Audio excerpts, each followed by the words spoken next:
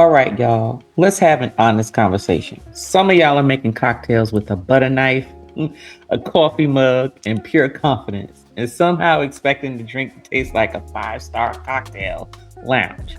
Baby, no. Today we are breaking down the essential bar accessories every cocktail lover needs to have at their home bar. And I'm not just going to tell you what the tools are, I'm going to be telling you the history behind them, why bartenders use them, and how they actually improve your cocktails. Because once you understand the purpose of these tools, your drinks instantly level up. So, whether you're building your first home bar, trying to impress your guests, or just tired of making struggle cocktails, this video is for you. Let's get into it.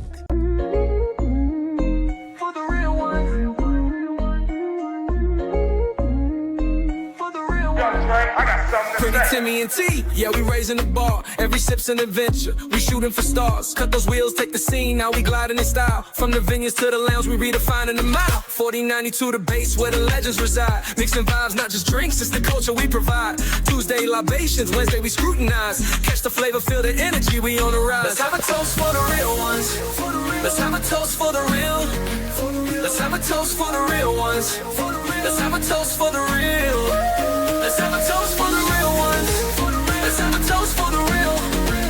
Let's have a toast for the real. Yeah. Have a toast for the real ones.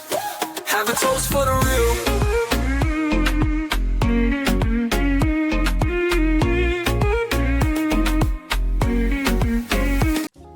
So let's first start off with the cocktail shaker.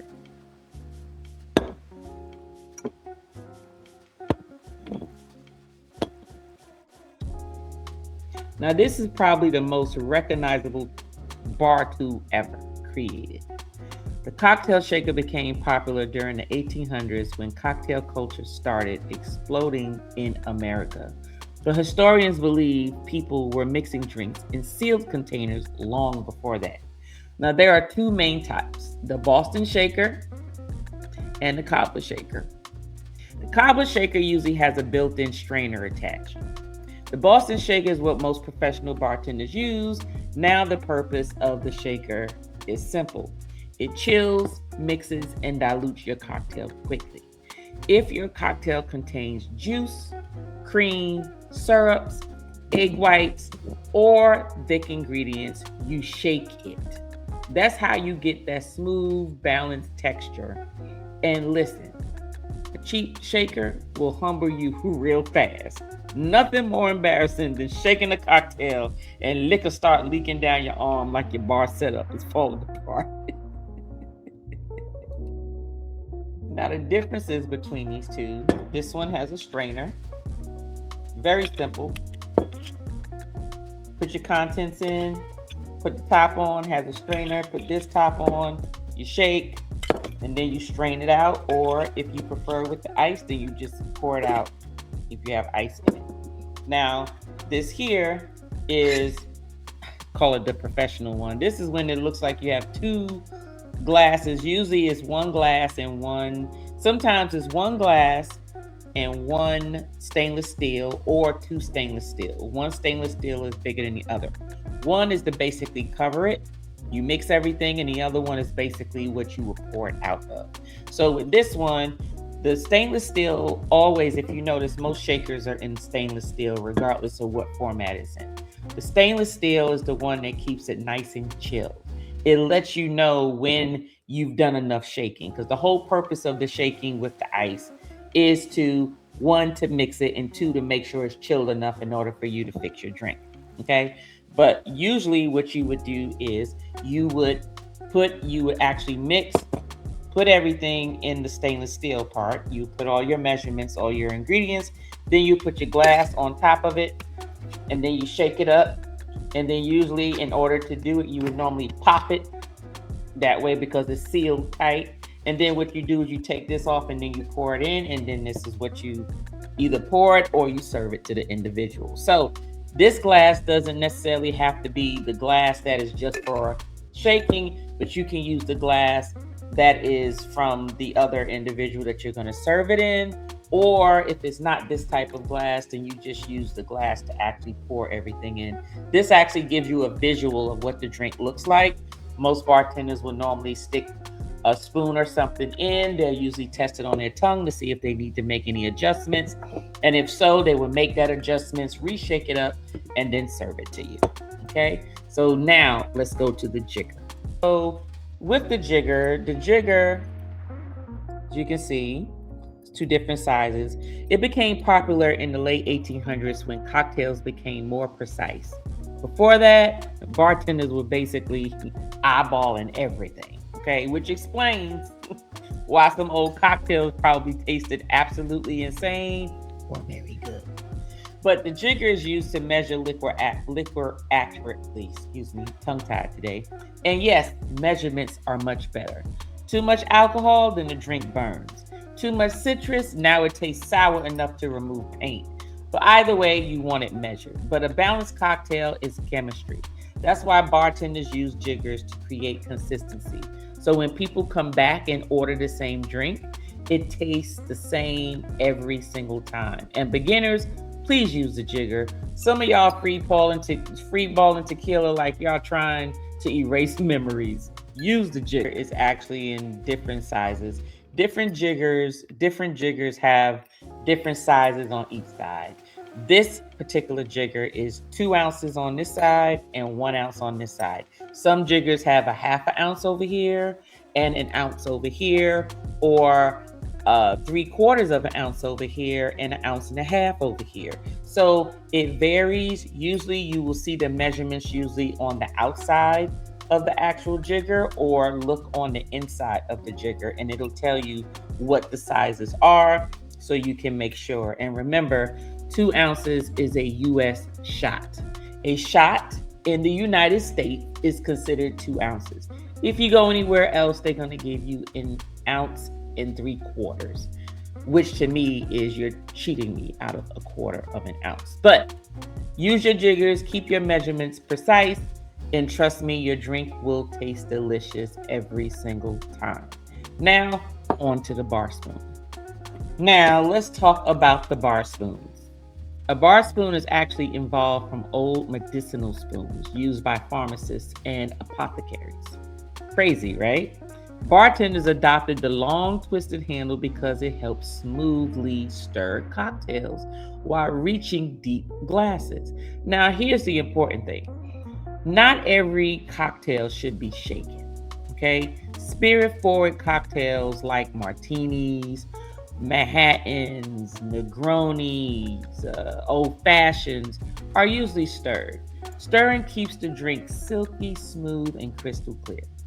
Shaking creates air bubbles and cloudiness. So yes, there is method behind the madness. And please don't stir a martini with a regular cereal spoon. James Bond would be extremely disappointed. Okay, so let's talk about these bar spoons. These bar spoons, as you can see, vary. This bar spoon, all bar spoons have a spoon at the end, as you can see. Okay, they all have the little twirls, some tighter than others. As you can see, the thread is much tighter than the other. And then at the other end, you see different tips. One is a fork, and one is shaped like a flat, round sphere. Now, the whole purpose is the spoons are for scooping, stirring, okay? The actual, what do we want to call it? The screw feature or method is to slide the drink down to guide it to where it needs to go, okay? So, for instance, if you are looking to, if you have, let's just say you have some a club soda or something, and what you're trying to do is you're trying to mix the soda in with the cocktail that you've already made, because you can't shake up a carbonated drink, right? So that is something you add afterwards, but you also don't want to just pour it on top because it just sits on top. Yes, you can get a spoon and just stir it, but the actual thing is to make sure that it runs through the entire cocktail. So what you want to do is you want to put this spoon all the way down to the bottom of the glass, and then kindly tilt it and pour the actual soda along the spoon, and it actually coils. Physics, y'all. It actually coils around, it attaches itself to the spoon and goes directly down to the bottom. So when you're pouring it, it pours it all the way down to the bottom of the cocktail and mixes it all the way up. So that is the whole purpose of the coil part, okay? Also, spoons are also for layering. So if you notice, you see this little flat area here.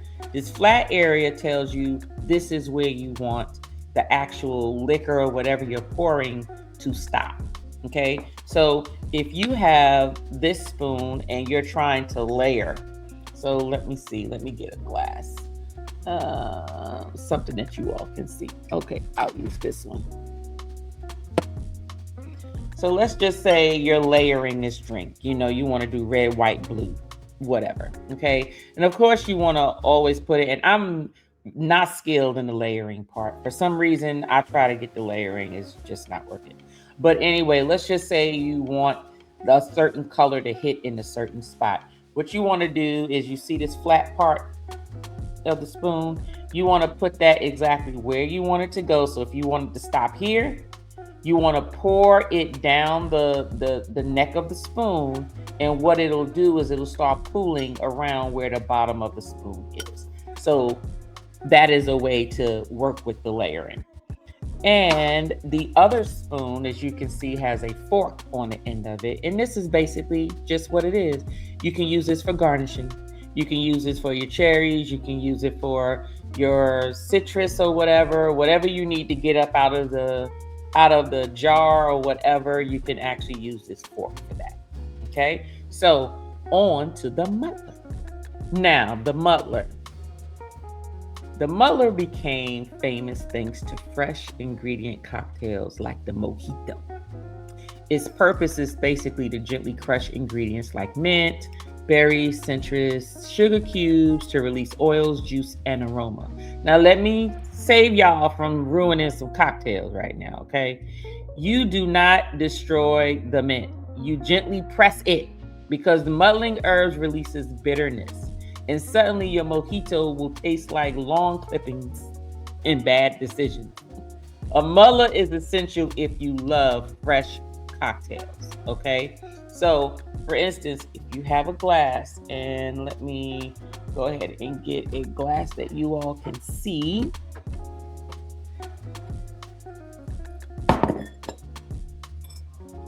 So this is a glass.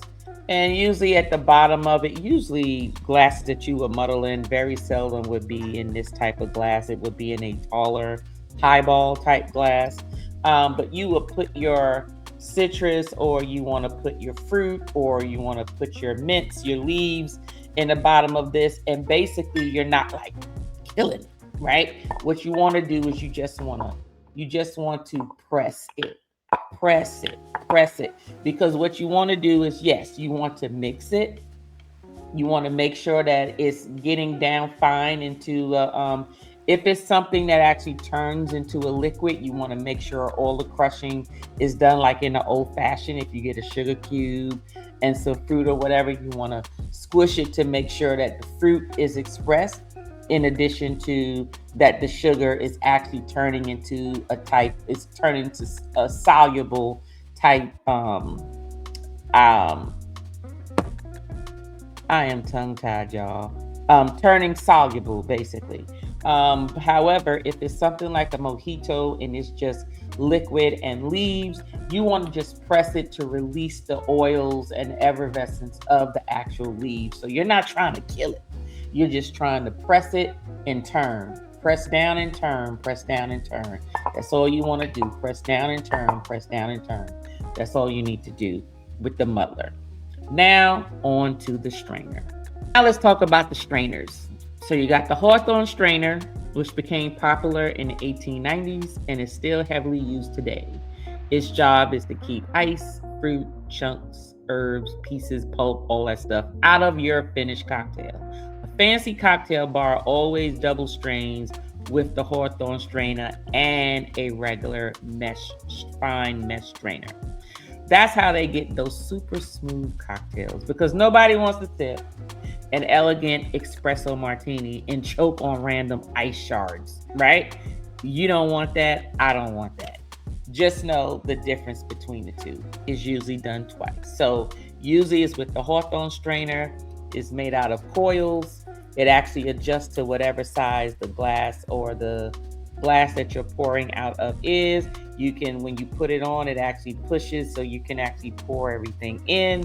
And then what you usually do is you double strain it. So you pour it out of here, it goes in here, and then it goes into the glass. So let me show you what it actually looks like to do that without actually doing that. So usually in a coupe,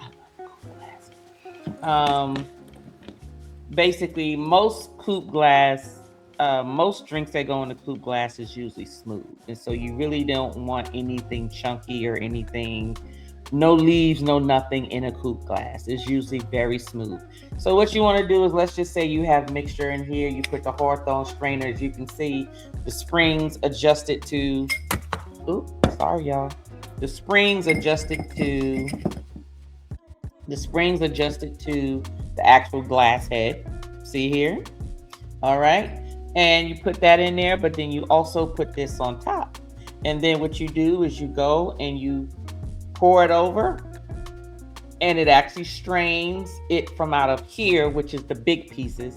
And this helps strain any other bigger, smaller pieces to just give you just the liquid version of this. So just so you'll know, there's a little difference when it comes to, you know, when you strain, how much you strain. If you're actually doing it in the coupe glass, you want to make it very fine.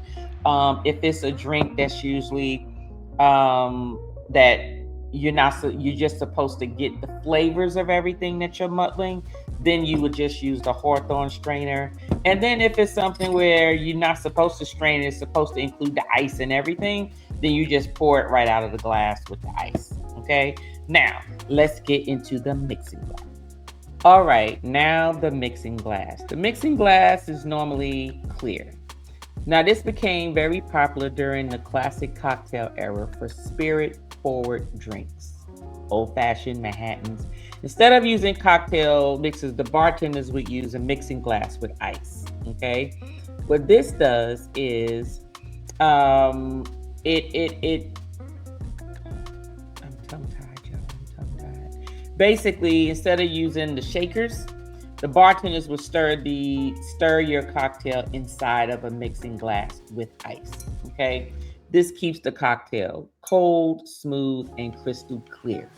Mixing glasses are commonly used for martinis, Negronis, and Manhattans, and old fashions. Okay, and I'm telling y'all now, the minute somebody buys a fancy mixing glass, they start acting different.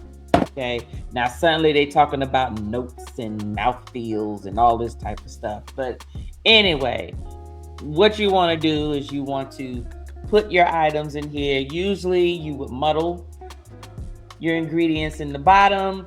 You would put all your bitters in here, your liquor in here, anything that you need. And usually with a cocktail, it's usually 3 ingredients. Okay, it's normally your liquor and your bitters, and then if you're going to sweeten it up or not. Okay, and basically your flavor. Okay, and once you do that, then if you need to muddle it, you will muddle it, and then you will put your ice in. Okay, usually it's enough ice just to make sure that it keeps it chilled. And then you take your bar spoon, and you just keep on, and you would basically stir it along with the ice until the actual usually about 30 to 45 seconds to get it nice and chilled. And then you would pour it, and you would take your Hawthorne strainer. Remember, we just talked about Hawthorne strainer. And you would go ahead, and as you can see, there's a pouring spout, and then you pour it into your glass. And then you would normally garnish your glass. You would maybe express some citrus on top of your glass, put it inside, and then garnish it, and then you're done with your actual glass. So now let's talk about ice tools. Now, some people get things confused with ice tools in addition to garnish tools, but we're talking about ice tools right now. Okay, so let's do that. So in reference to your ice tools, um, these are your ice tools. Ice completely changes the cocktail experience, just so you know. Before refrigeration existed, ice was considered a luxury. Yes. People literally harvested ice from frozen lakes. Now today we have ice molds, crushed ice tools, ice packs, ice picks, ice tongs. Large ice cubes melt slower. Crushed ice cubes um, Large ice cubes melt slower, but crushed ice chills drinks faster.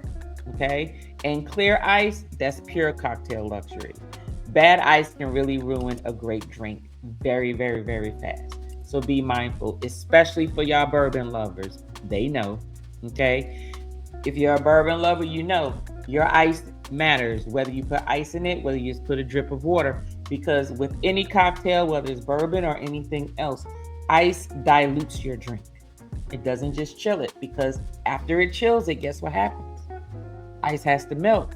Now it becomes more water is added to your cocktail or your drink, and therefore it changes the whole taste and the whole flavor of that. Now, you do need some ice accessories, so you do want to get good ice tongs with the little teeth on them. Make sure that they're wide, because this should be able to grab small ice, square ice, moon-shaped ice, square ice, sphere ice. You want to make sure that there's teeth on the end of it, and you want to make sure that you have it. Okay. Now let's talk about the citrus press. Now this is a fun one for everybody because there's two different types. Okay. Now the citrus press. Fresh citrus became a huge cocktail ingredient during the 1800s, and bartenders quickly realized fresh juice tastes way better than bottled juice. Okay, a citrus press, it helps extract lemon, lime, and orange juice quickly. And trust me, fresh lime juice will upgrade your margarita immediately, because some bottled juices taste like sadness and preservatives. Okay, so let's look at your citrus press. Now you got a hand citrus press, which, as you can see, is shaped like a little dome, and then it has little open sievers at the bottom.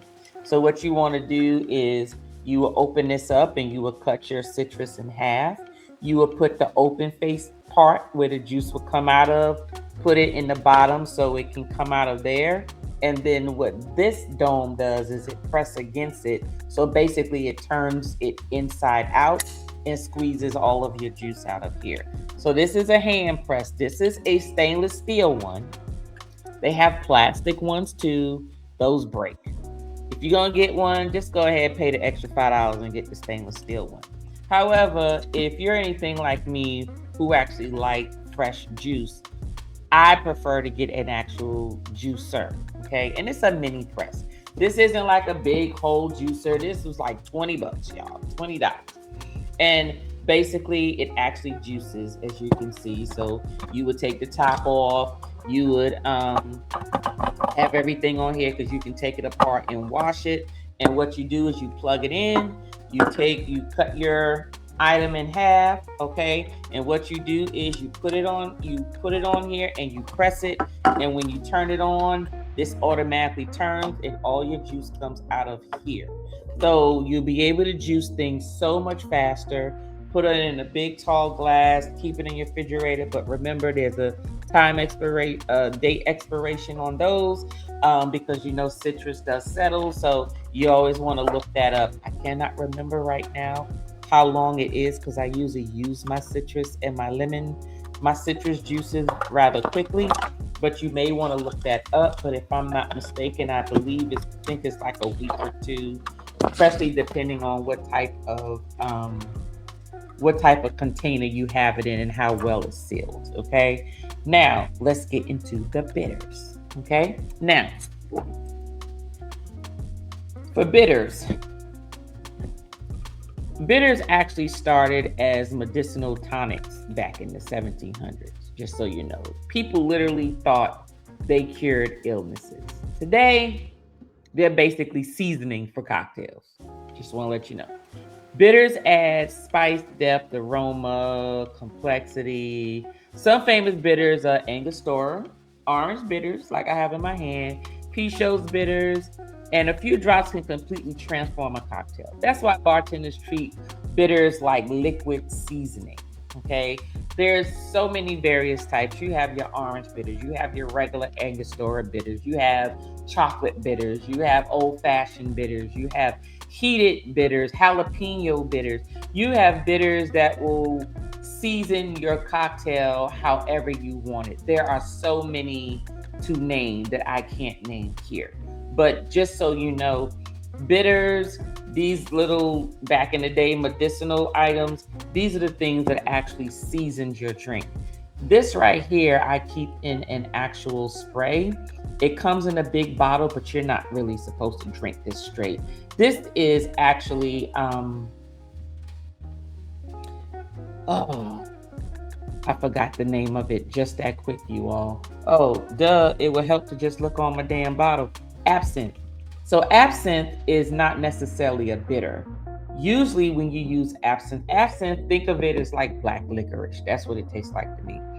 Absinthe actually gives a flavor to your cocktail, but it's only supposed to give it that aroma, not necessarily the taste. So I keep it in a spray bottle versus in a squirt bottle, because what you want to do is just spray the inside of the glass once or twice to give it that flavor. And then when you put your cocktail in, it gives it that flavor. Okay. So just want to talk about the bitters. So glassware. Now, we talked about this before. With glassware, we all know that it matters. Now, this part matters way more than people think. Different glasses are designed for different experiences. Martini glasses help showcase aromas. Highball glasses preserve carbonation. Rock glasses are designed for spirit-forward cocktails over ice. And Glencairn glasses, whiskey lovers treat those like sacred artifacts. The glass changes aroma, your temperature, carbonation, and presentation. Because let's be honest, drinking an elegant old-fashioned out of a red plastic cookout cup just feels a little disrespectful. And just so you know, that there is a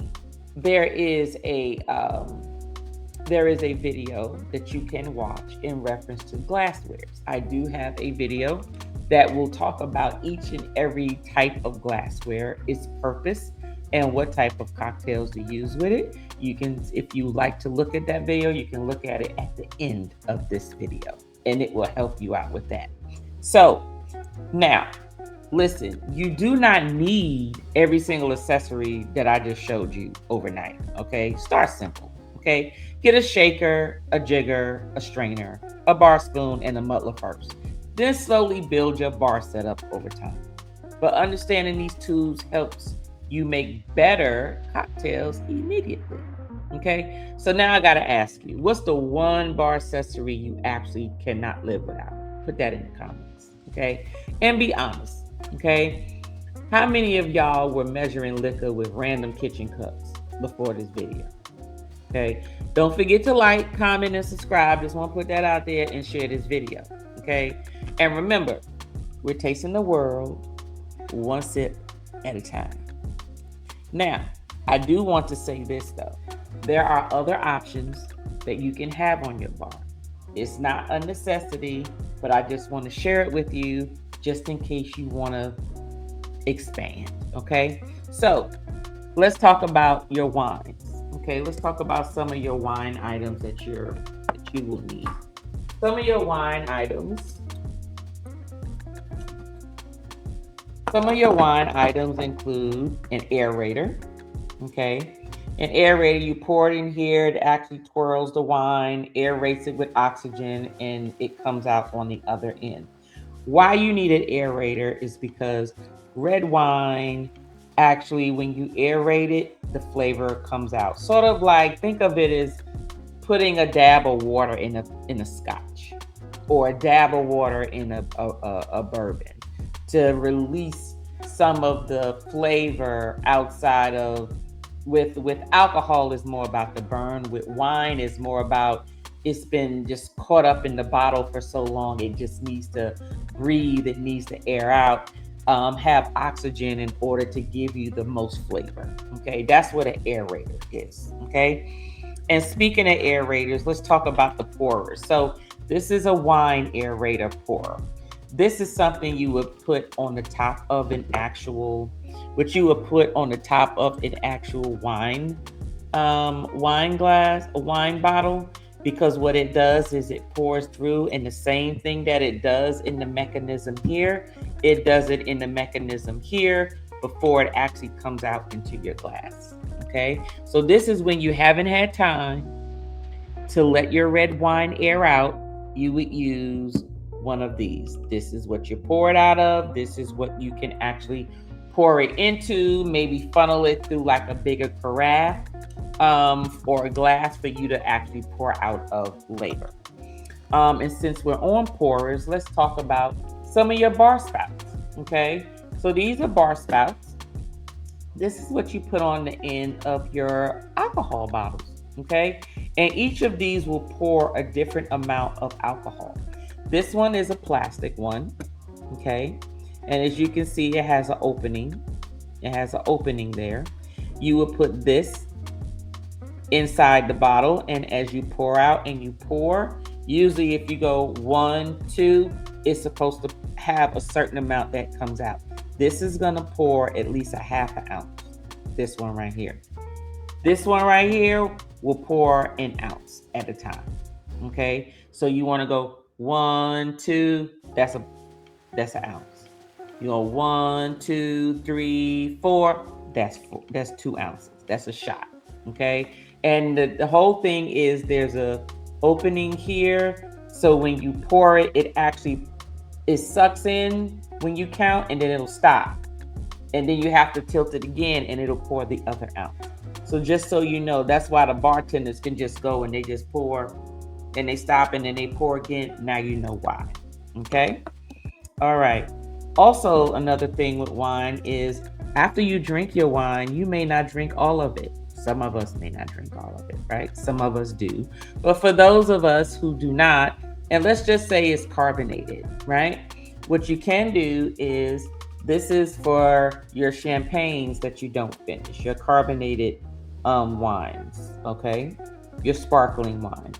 What this does is you would put this inside the actual bottle head and then wrap both of these on the lips of the actual bottle, and it actually will hold your carbonation inside your champagne type bottle until you're ready to drink it again. And when you take it off, it'll fizz just like you did when you just opened it. And of course you need a wine opener, right? You need a wine opener at your bar. So this one is your usual. You actually put the bottom in, you turn it until it gets down into the actual wine bottle.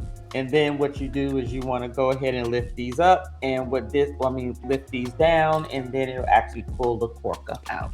Okay. All right. Now, another thing you want to have is your actual scorer. So this is a wine bottle scorer. Okay. As you can see, is metal on inside and then plastic on the outside.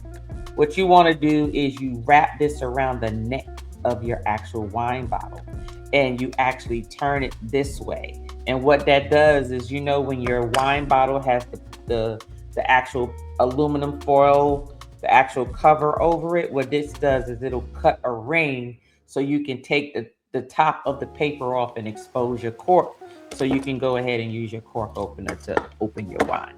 Okay. Then you can use a garnish tong. Now, the other tongs we looked at were for ice, right? The other ones that we looked at were for ice. This one is for citrus, cherries, whatever you call it. As you can see, they're very long, and it has teeth long because it needs to be long to be able to capture everything that you need. So this is for garnishing. This is tong. You can use the other tongs type too. It's not like you need this one. This one just holds on to your actual items better. Okay. You also want a peeler. So this is when you want to peel your orange skins, your lemon skins, your lime skins when you're trying to garnish your drink or you're trying to twist it for an old fashioned and give it this little effervescence around the edges of your glass. This, you want to make sure you have a actual peeler. Not all peelers look like this. Some just look like a little skinny one, and you like a potato peeler. You can use the same thing.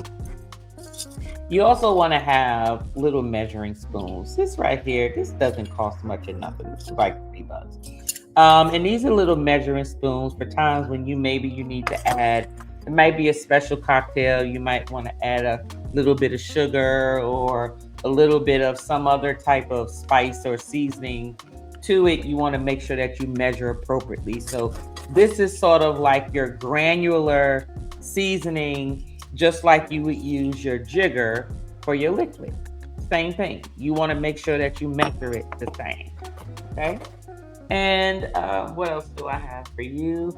And then one last thing, your frother.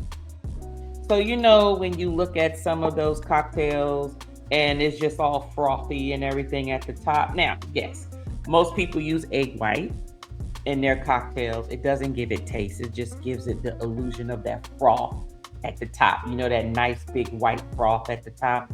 You can either use egg white or you can use aquafaba, which is a non-egg version of, it's more like a powder in your cocktail that will actually give you the same thing. Not as frothy as the white egg does. But what you can also do is use not an egg, but a frother. Okay. And you can use this on anything. And basically this right here, you turn it on and it actually blends it, spins it and everything, and froths everything. Okay. This was nothing but I think like $12 or something. This was not expensive at all. I keep it on the bar. I would say maybe I've used it about 4 or 5 times in the last year.